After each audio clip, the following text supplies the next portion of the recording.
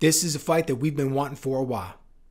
This is a fight that has been getting talked about ever since Alex Pereira stepped into the UFC. The man's only been here for 3 fights. How often are we talking about a fighter fighting for the title from the second he walks in the door? Comes in here and he's fighting a no-namer. And during the pre-fight build-up, first round hasn't even started. We're talking about him versus the champ. Right? Not very common, not very likely. But look, that's what happens when you've got 2 things going on. Number 1, we've got Israel Adesanya, a man who's been incredibly impressive since he's been in the UFC. The run that he's went on has been nothing short of amazing. Goes out there, snatches up the belt, lapping the division, decides he's going to test himself at 205. Looks pretty good for the most part, gets turned away, drops back down, continues to win. Right? The dude's a beast. But it just so happens that when we're talking about Alex Pereira, we're talking about a man that he lost against. And we're not just talking about a normal loss. We're not just talking about going out there and getting beat on points. We're talking about these men were in a kickboxing match and he got starched. That's the leverage. That's the psychological edge that Pereira has over Adesanya going into this fight. And look, I get it. I get it. You go over there and you do that to a man, that man comes over and does all of these things in this new organization, does these great stuff. When you come to that organization, it's like there's a myth behind you, right? It's like you're a mythological presence. It's like you're legendary before you've even done one thing. Because this guy who's gone over here and just dominated the competition was a man that you smoked with a single left hook. And then when people get to break down your body of work, when they start to look at what you do, they can see that it wasn't a fluke, man. Alex Pereira knows how to fight. He knows how to fight at a very high level. Then he comes over to MMA, makes this transition, and we wonder a little bit, let's hold our horses, man. Let's pump the brakes a little bit. Let's not break out the anointing oil just yet and put this guy in the Hall of Fame, okay? He was great at kickboxing. He was incredibly impressive at kickboxing.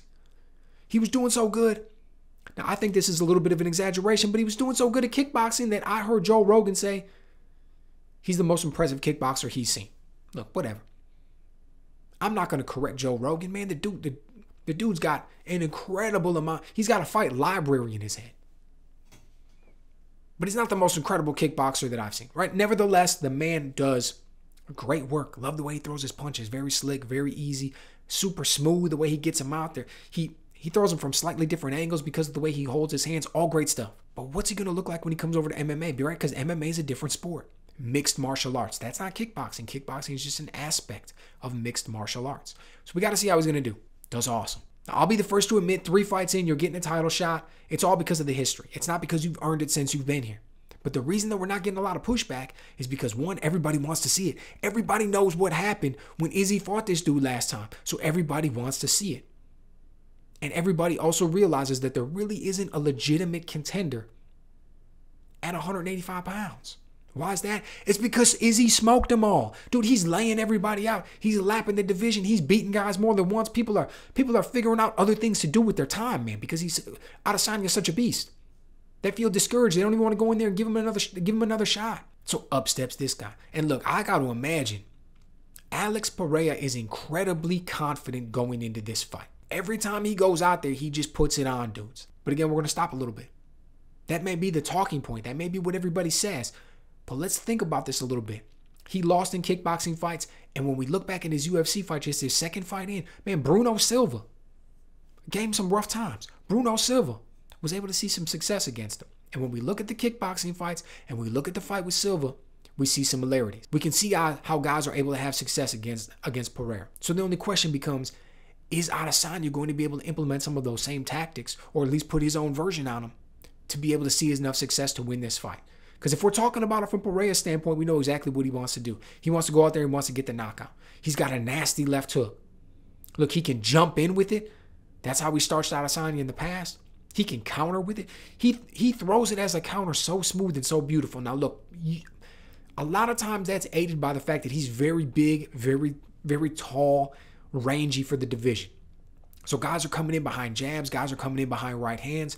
It's really easy for him. He keeps that hand low. Guys do not even see it coming. He throws that left hook out there, man. It's like a rock attached to the end of his arm, and it just catches guys right upside the head, and they're done. You can see the amount of power that it generates. People just aren't used to that. Look at what he did to Sean Strickland with it, man. Sean Strickland has eaten a lot of shots in his life. That was it, man. He got caught with that thing, and it was over lights out. Adesanya knows exactly what that power feels like, starching him before. Like I said, he can lead with it. He can counter with it. There's so many things that he can do with that left hook. But let's not forget about the right hand, man. He's got power, one-punch power with both hands. And that right hand, he can come behind a 1-2. He can lead with that, just as far as a lead right. He can counter over the top of a jab with it. He can get a lot more distance with it than he can with that left hook.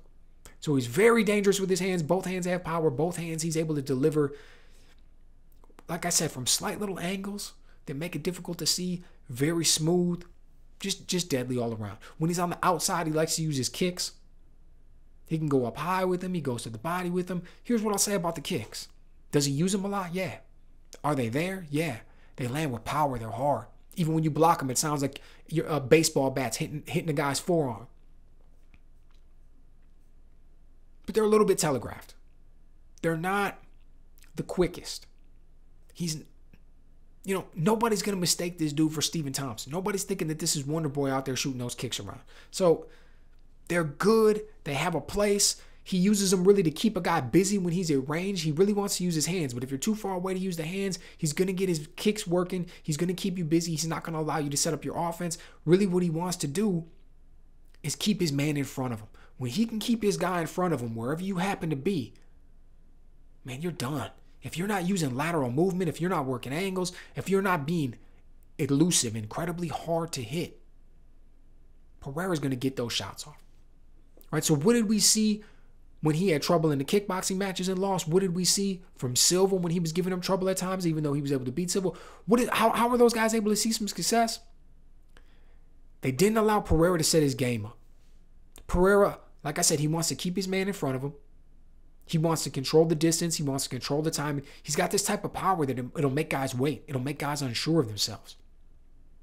His punches come off so smooth and so slick, and they come off with such power. He only has to catch you with one counter. He only has to miss with one shot.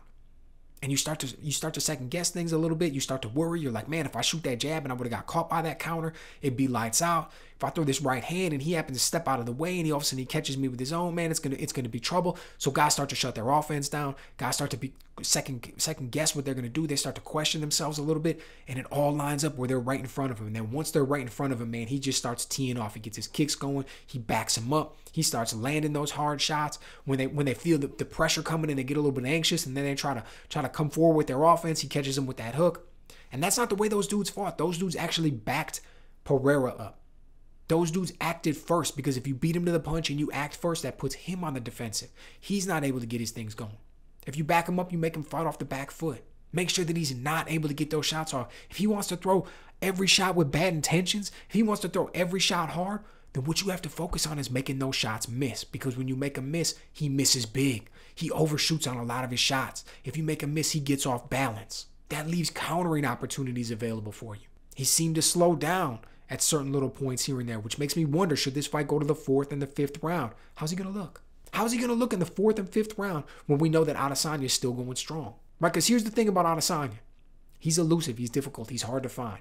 So when Pereira's looking for those shots, when he's trying to get those kicks off, we know that Adesanya, he's got such good footwork, man. The way he's able to move in and out, the way he's able to lean back from things, the way he's able to start lining up his own counter shots, he's a sniper. Pereira is going to leave openings. He shoots too hard, man, and he misses and he gets off balance. He's going to be there to be hit. And Adesanya is so quick and so smooth with those shots, man. It's going to be... And sometimes it's going to seem like it's just there for the taking. But he's going to also have to be so cautious because of the way Pereira is so smooth, the way that he can turn it around and work his own angles and get those shots off. So I expect it to be an incredibly high-level chess match. It's going to be super dangerous at all times for a guy like Adesanya fighting this guy who's got this one-punch knockout power with both hands. But as the fight goes on, it's going to become less dangerous. I think Pereira is going to get tired. He may carry a lot of power with him in the 4th and 5th round, but I don't think he'll be able to get off the volume of shots that he needs if the fight goes long. I don't think he'll be able to get off creatively. I don't think he'll be able to get off explosively and quick enough to really catch Adesanya off guard. Look, when Adesanya was fighting a guy like Robert Whittaker in that first fight particularly, you were able to see that he knew that he could handle Robert Whittaker's power, so he put himself in positions where he was going to get hit, but he would create great countering opportunities. I don't think he's going to be doing all those aggressive, crazy, dangerous things against Pereira. The guy's got way too much power. He's going to poke, he's going to prod. I hope he works those legs, because the way Pereira kind of squares up and he's in front of you, those legs are there to be caught. Adesanya's got great kicks. He knows how to, I believe, even though Adesanya's taller, or they're the same height and the same reach now that I think about it. But Adesanya, I think he knows how to fight a little bit longer. He takes that wide stance. So from a kicking standpoint, he's going to have an advantage. Look, Pereira can knock anybody out from the first second all the way through. But I think at the end of the day, it's Israel Adesanya that gets his hand raised. I think he's going to be able to come out with a decision victory. I think he's going to find a way to stay away from most of the danger early on. Maybe he gets caught with some shots here and there, but we see his chin come through. The guy's tough. We saw him take shots from Jan Blachowicz. That dude can punch too, right? He's got some real power, the Polish power. So I think he's going to be able to withstand whatever barrage Pereira brings, and I think that as the fight goes on, he's able to find the timing and the distance. I think he's able to remain elusive. He's able to pick him apart and be a sniper, and ultimately win on decision, man. 48-47, Israel Adesanya comes out with the victory, and we're talking about, is there a rematch? Is there something that Pereira was able to learn from this fight that sets him up great, even better in a rematch? Because, let's be honest with each other, Israel Adesanya is smoking everybody. So if Pereira is able to come out and look really good in spots and come out with a slight loss at 48-47, we're going to be talking about a rematch for these dudes. So let me know what you think. Am I underestimating what Pereira brings to the table? We all know the power's there, but is he going to be able to find a way to get that shot off? Does he hold that psychological advantage? And is it enough to turn the outcome of the fight? Let me know what you guys think.